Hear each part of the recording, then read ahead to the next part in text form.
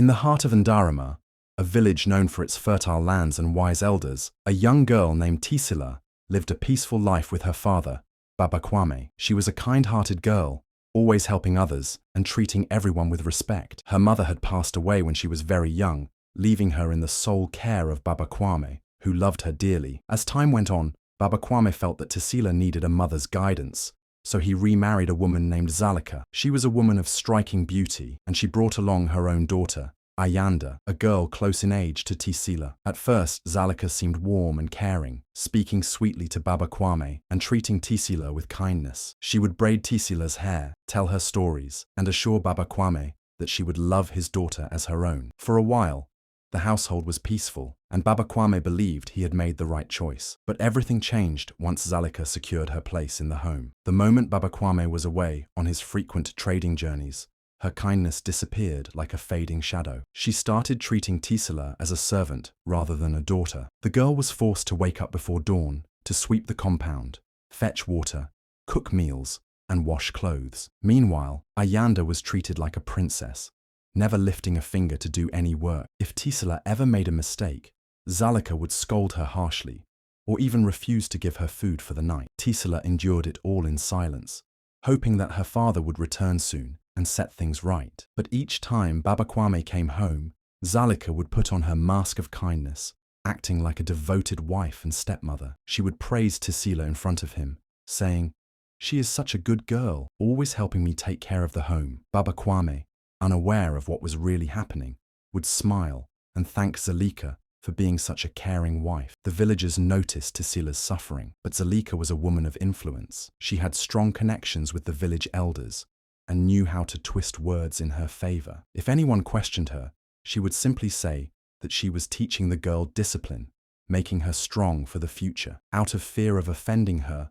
or getting involved in family matters, the villagers stayed silent, offering Tisila only pitying glances as she worked tirelessly from morning till night. Despite the hardship, Tisila remained kind and patient. She never spoke against her stepmother or complained about her struggles. She believed that as long as her father was alive, there was still hope for a better tomorrow. But she had no idea that Zalika was already plotting something far worse, something that would change her life forever.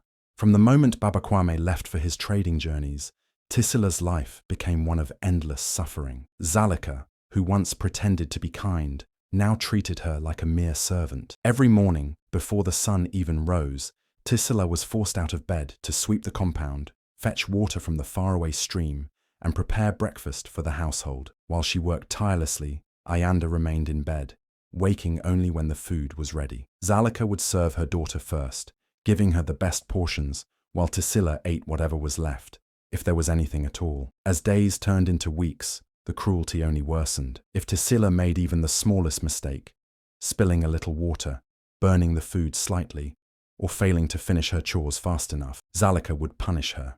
Sometimes she would be denied food for the whole day. Other times, she was made to kneel on the hard ground for hours under the hot sun. If she tried to rest, Zalika would snap at her, saying, "A lazy girl like you will never be worth anything." Baba Kwame, unaware of what was happening, continued his travels, bringing back wealth and gifts for his wife and Ayanda. He trusted Zalika completely, believing that she was taking care of Tisila as promised. Whenever he returned, Zalika would make sure everything looked perfect. She would act like a loving mother, smiling and praising Tisila in front of him. "She is a hard-working girl," she would say. "I am only trying to raise her well." Tisila, too afraid to tell her father the truth, would force a smile and remain silent. The villagers saw what was happening. They noticed how thin Tisila had become, how her once bright eyes were now dull with exhaustion. Some of the women would whisper among themselves, saying it was unfair for a child to suffer so much. A few kind-hearted people would secretly give her food when Zalika wasn't looking, but no one dared to stand up for her. Zalika had strong connections with the village elders, and many feared her wrath. She was a woman who knew how to manipulate words, twisting the truth to make herself look innocent. If anyone confronted her, she would claim that she was only disciplining Tisila for her own good. Despite everything, Tisila never lost her kind heart. She worked hard, endured the pain, and held on to the hope that one day things would change. But she had no idea that Zalika was already planning something much worse, something that would push her beyond the limits of suffering. One evening, as the sun dipped behind the hills of Ndarama, Baba Kwame fell terribly ill. His once strong body grew weak, and he could no longer leave his bed. The village healer tried herbs and prayers, but nothing seemed to help. Whispers spread through the village. Some said it was simply old age, while others feared a dark force was at work. Zalika, seeing an opportunity to rid herself of Tisila once and for all, wasted no time in spreading her own version of the truth. "This sickness is no ordinary illness," she told the villagers, shaking her head in false sorrow. "Something evil has cursed our home." She sighed deeply, looking around as if searching for answers. Then, in a hushed voice, she added, "And I fear I know where this curse is coming from." The villagers leaned in, curious and uneasy. "It is Tisila," Zalika whispered. "Ever since she was born, misfortune has followed. Her mother died, and now her father is on his deathbed. The spirits are angry. We must act before it is too late." Some villagers murmured in doubt. They knew Tisila was a good girl, always kind and hard-working. But others, especially those loyal to Zalika, nodded in agreement. "The ancestors do not punish without reason," one elder said. "Perhaps the girl truly carries a dark omen." Zalika wasted no time. She went to the village elders, her voice trembling with fake concern. "We must cleanse our family of this curse," she pleaded. In the old days, when such misfortunes struck, the accused would face the trial of the lions. If they were innocent, the spirits would protect them. But if they were guilty, she let her voice trail off, her meaning clear. The elders, bound by tradition, considered her words carefully. The trial of the lions had not been used in years, but it was still respected as a sacred test. After much debate, they finally agreed. Tisila would be taken to the lion's den. If she was truly innocent, the spirits would spare her. If not, then her fate was sealed. That night, as Tisila scrubbed the kitchen floor, Zalika stood over her with a triumphant smirk. "Tomorrow, you will answer for the curse you have brought upon this family," she said coldly. "The elders have spoken. You will face the lions at dawn." Tisila's heart pounded in her chest. She had heard of the trial before.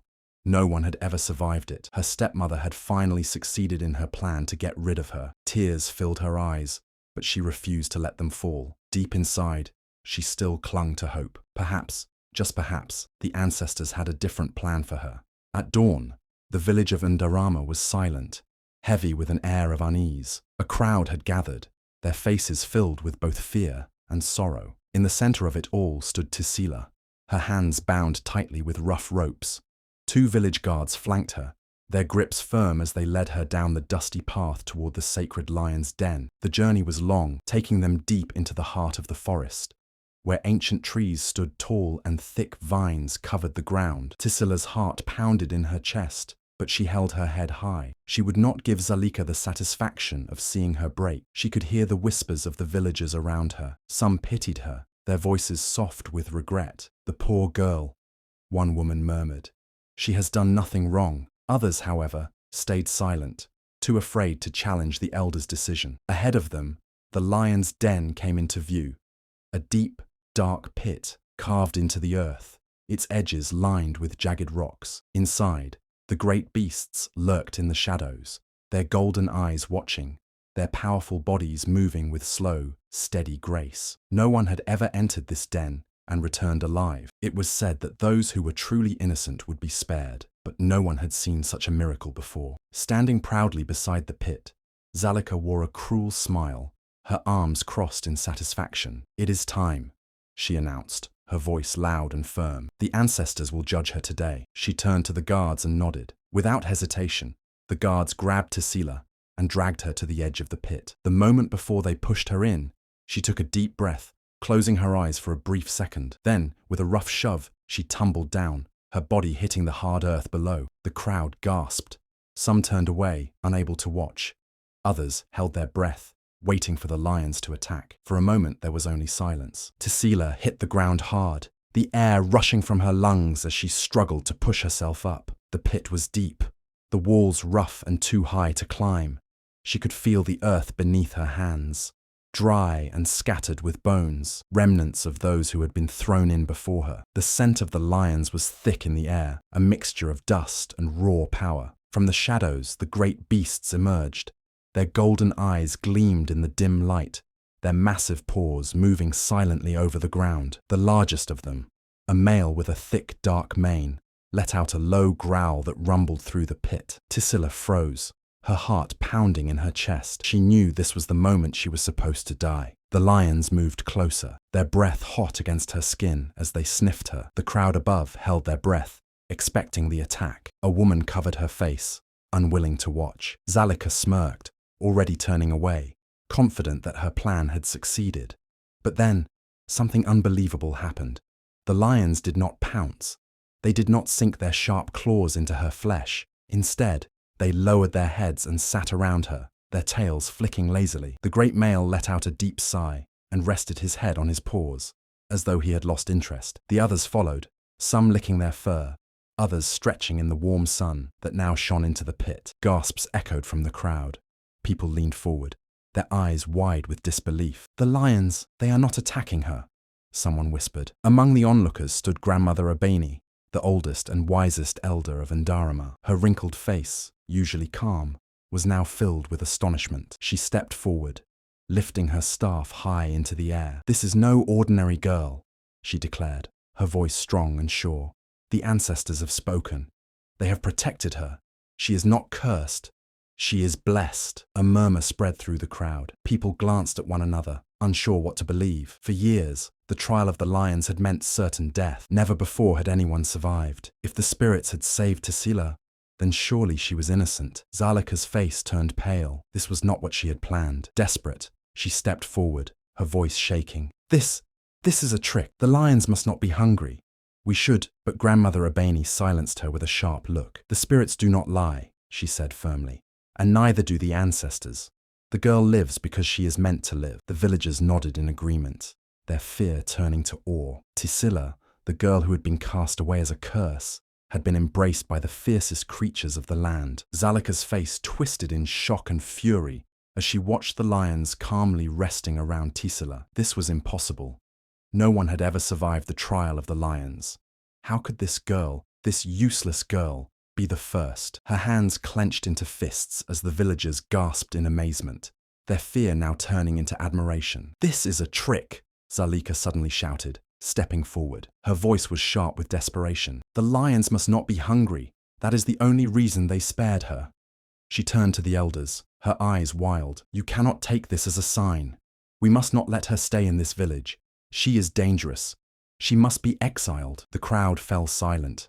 The elders exchanged glances, considering her words. But then Grandmother Abeni stepped forward once more, her old but powerful voice cutting through the air. "You are wrong, Zalika," she said firmly. "This is no trick. The ancestors have spoken, and they have protected her. Tisila is not cursed. She is chosen." Murmurs spread among the villagers, and heads nodded in agreement. They had all seen it with their own eyes. If the spirits had wanted Tisila to die, the lions would have attacked. But instead, the beasts had treated her as one of their own. How could they deny such a sign? Zalika's breath came in short, angry gasps. She could feel the power slipping from her fingers. "No," she whispered, shaking her head. "No, this cannot be." But the elders had made their decision. Grandmother Abeni turned to the guards and gave a simple nod. "Free the girl," she commanded. The guards, who had once dragged Tisila to her doom, now moved forward and carefully pulled her out of the pit. The moment her feet touched solid ground, the villagers erupted in cheers.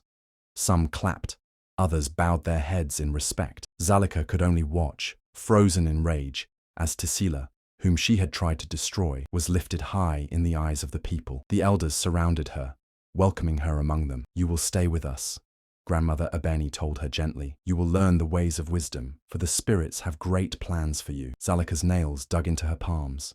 She had lost.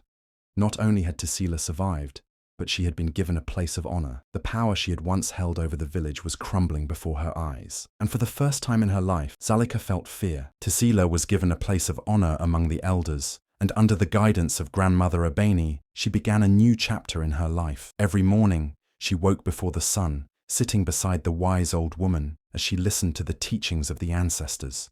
She learned the ancient laws that governed Undarama, the traditions that had kept the village strong for generations. Grandmother Abeni taught her the secrets of healing, showing her how to mix herbs to cure fevers, soothe wounds, and ease pain. Tisila watched closely, memorizing every leaf and root, eager to learn. She traveled with the elder to help the sick, touching the lives of many who had once turned away from her. Soon, whispers spread through the village. The girl who had survived the lions was not just lucky, she was gifted. As the months passed, Tisila became known for her wisdom. People came to her not only for medicine, but for advice. She spoke with the village leaders about fairness and justice, reminding them that power should not be used for cruelty. Even the elders, who had once doubted her, now listened carefully when she spoke. News of her survival and growing influence spread beyond Indorama. From distant villages, people traveled to see the girl blessed by the ancestors. Some came to test her, asking difficult questions, but Tisila answered each one with patience and clarity. Others brought their sick, hoping she could heal them. Many simply wished to look upon her, believing that seeing her face would bring them good fortune. Tisila remained humble, never forgetting the hardships she had faced. She worked tirelessly, using her knowledge to help those in need. Where once she had been treated as an outcast, she was now respected as a leader. But deep in her heart, she knew that her journey was not yet over. There was still one thing left unresolved. Her father, Baba Kwame, had not returned, and Zalika, the woman who had tried to destroy her, had not yet faced true justice. Baba Kwame had been away for many months, battling an illness that had nearly taken his life. He had gone to a distant village to seek treatment, and though it had been a long and painful journey, he had finally regained his strength. Now, as he rode back toward Undarama, he looked forward to seeing his family again. He had missed his daughter, Tisila, and though he knew Zalika could be harsh, he believed she had taken care of their home in his absence. But the moment he arrived in the village, he sensed that something was wrong. People whispered as he passed, their eyes filled with pity or fear. Some avoided looking at him altogether. Confused, Baba Kwame stopped a group of men near the marketplace. "What has happened in my home?" he asked, his voice heavy with concern. The men hesitated, glancing at one another, before one of them finally spoke. "Your wife, Zalika, she did something terrible," he said. "She accused your daughter of being cursed and threw her into the lion's den." Baba Kwame felt as though the ground had disappeared beneath him. His heart pounded in his chest, and for a moment he could not breathe. "No," he whispered. "That cannot be. My Tisila." Another villager stepped forward. "She survived," he said quickly. "The lions did not harm her. The elders saw it as a sign. She now lives with them, learning the ways of wisdom." Relief flooded Baba Kwame's face, but it was quickly replaced by rage. His hands trembled as he clenched them into fists. His own wife had betrayed him, had tried to kill his only child. He had trusted Zalika, and she had used his absence to commit the worst crime imaginable. Without another word, he stormed toward the elders' gathering place, his voice booming as he called for a meeting. "Bring the council together at once," he commanded. "There must be justice for what has been done to my daughter." The villagers, who had once feared Zalika, now saw the fury of a father who had been wronged. Whispers spread quickly, and soon the elders gathered. Baba Kwame stood before them, his face dark with grief and anger. "I left my home in Zalika's hands, believing she would care for my daughter," he said, his voice trembling with emotion. "Instead, she tried to murder her. I demand that she face the consequences of her wickedness." The elders nodded solemnly. The time had come for Zalika to answer for her crimes.